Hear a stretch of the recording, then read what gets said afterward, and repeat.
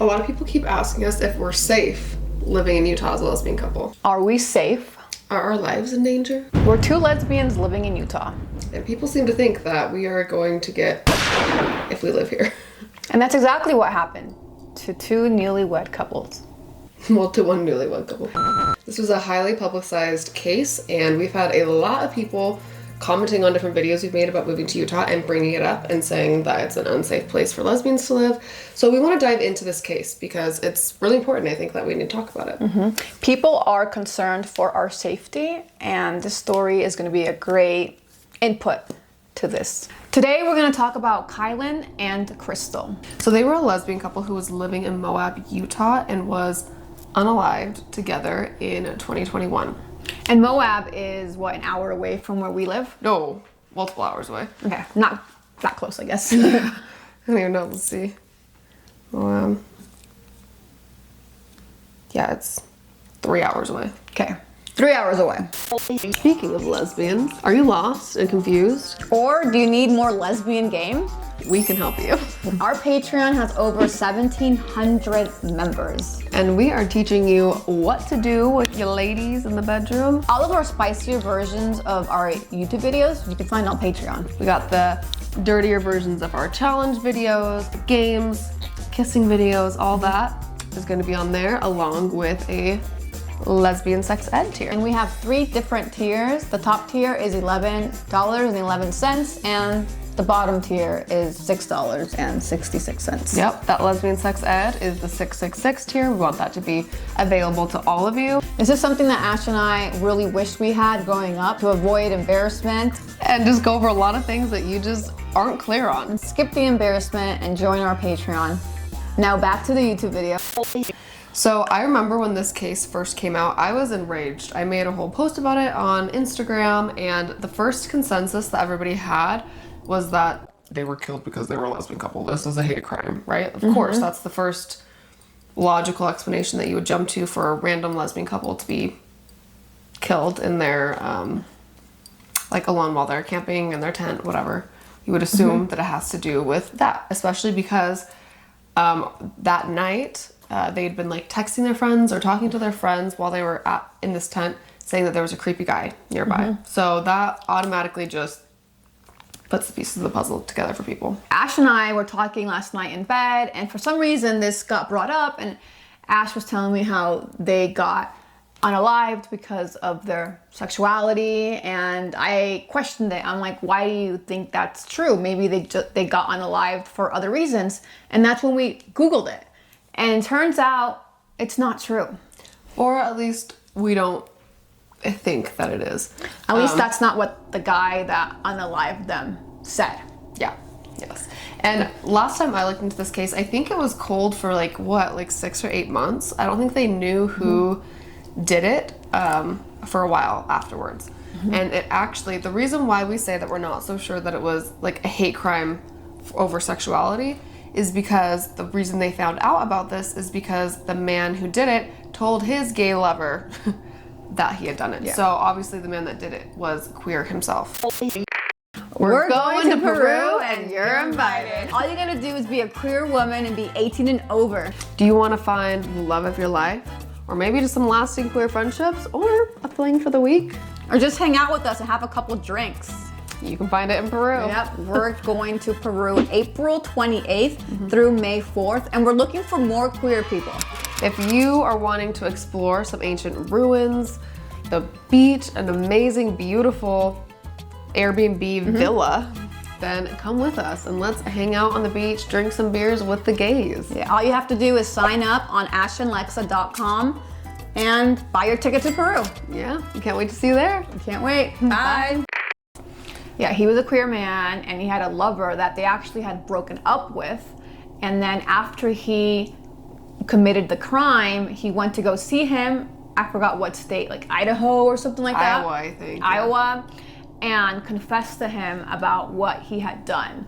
And he told them that the reason that he had done it was because she was too bossy. There's one thing that we missed is that they were coworkers. So they all worked in McDonald's. Yep, and I'm assuming that Crystal. I think Crystal was the one that worked at McDonald's, correct? Yeah, I don't remember. Crystal One of them and worked in McDonald's. Yeah, she worked at McDonald's. I'm assuming she was like a manager or in some position of power over him, or maybe he just didn't like her as a coworker. Yeah. But yeah, he basically told his gay lover that he them both because she was too bossy.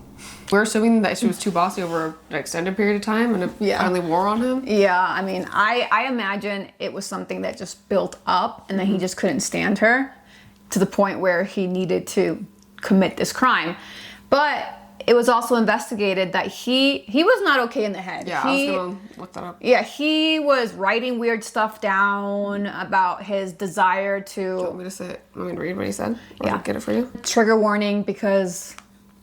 yeah, there's going to be some things said here that might not be good for some of our viewers. Yes.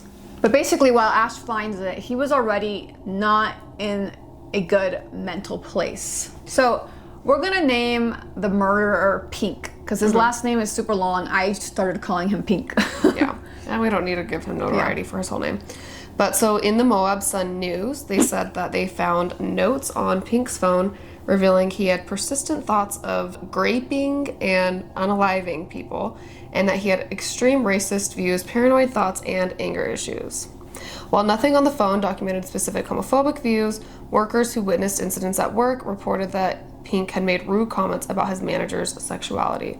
Okay, and this is what, he also left on the suicide note that referenced being fired by lefty liberal bosses for not working fast enough. Lefty. So maybe it was a political hate murder. So this brings up a lot of questions because even I was telling you, I'm like, it still could have been a hate crime. He still could have hated lesbians.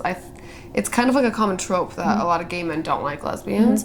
And I think there's a chance that maybe he just didn't like women in general too and he viewed them as lesser than. I would assume so.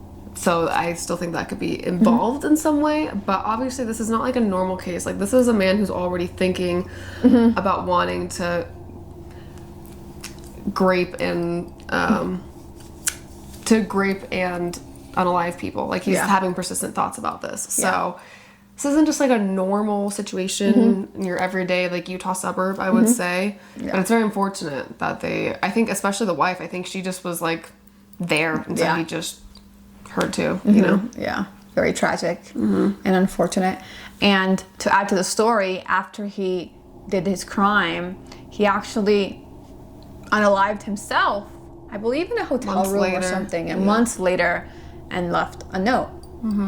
Yeah, and they actually tracked down the lover because they couldn't find him, I think, for a while. Yeah, you're right. Yeah, they tracked down the lover in Iowa, and as soon as they came to his door, he was like, "You're here because Pink, these women in Utah." Like he already knew, and so he basically just confessed like right there. But he didn't know that Pink had unalived himself. Yeah, because they were broken up. Yes, and he told them that the reason he hadn't come forward sooner was because he was genuinely scared of this man. And he was afraid of what he would do to him if he were to go to the cops, which I think is fair.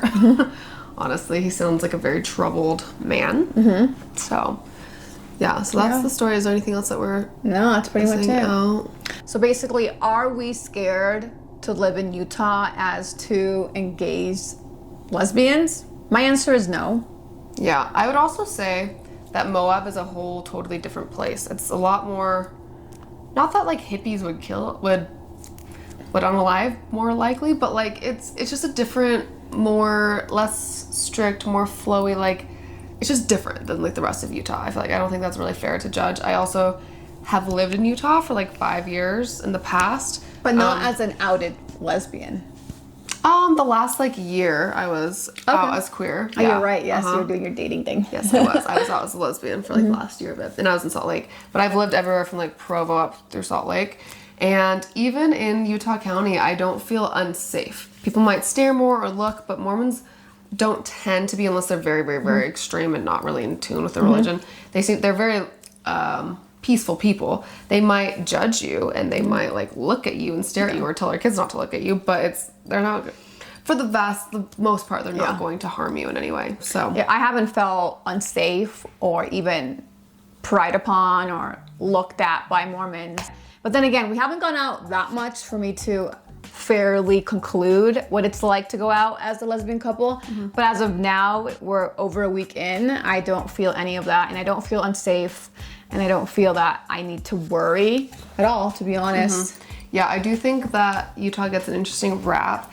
And even I've perpetuated a little bit by making jokes about Utah, but Utah has become a lot more, a lot of different people are moving here, and it's already, since we've been here, significantly more diverse in people here than it was when I last lived here. Like you're like, where's the Mormons? Like it's not as Mormon as what I'm used to. And even that, I want to make it clear as someone who was raised Mormon and has been around a lot of Mormons and has even left the church and been around Mormons, like Mormons are generally very, very good people, like very kind-hearted. They might judge you, like I said, but they're not going to harm you in any way, really, unless they have something else going on mentally, maybe. But it's definitely not a Mormon thing. I can see how some other religions, some people might get a little intense, but I just wouldn't see Mormonism being like that.